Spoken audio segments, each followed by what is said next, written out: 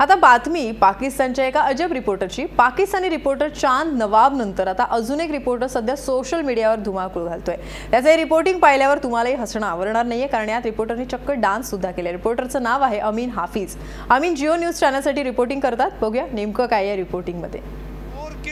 Gaddafi stadium में Pakistan super league का match होने जा रहा है और ये मैच इतवार की रात कज़ाफी स्टेडियम में शुरू होगा। ये देखिए कितने प्यारे लोग हैं, ये क्रिकेट देखने आए हैं। ये लाहौर से नहीं, नारोवाल से, शेखुपुरा से, उकारा से, बिहारी से, गुजरावाला, पेशावर से और ये मुख्तलिफ शहरों के लोग यहाँ पर टिकटें लेने आए हैं और एक ही मुतालबा करते हैं कि टिकट लेनी है 500, एक ही मुतालबा 500 की टिकट। और अभी हमारी जनरल मैनेजर पंजाब बैंक से बात हुई है। ये पंजाब बैंक पूरे पंजाब का हेडक्वार्टर है। जनरल मैनेजर अली रजा का कहना है कि 500 की टिकट खत्म हो गई है, 500 का टिकट खत्म हो गए हैं, सिर्फ 8000 का टिकट यहाँ पर है।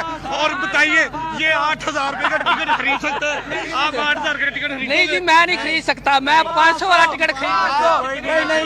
नहीं ले सकते, नहीं ले सकते। एक ही मुतालबा है 500, 500, 500, 500।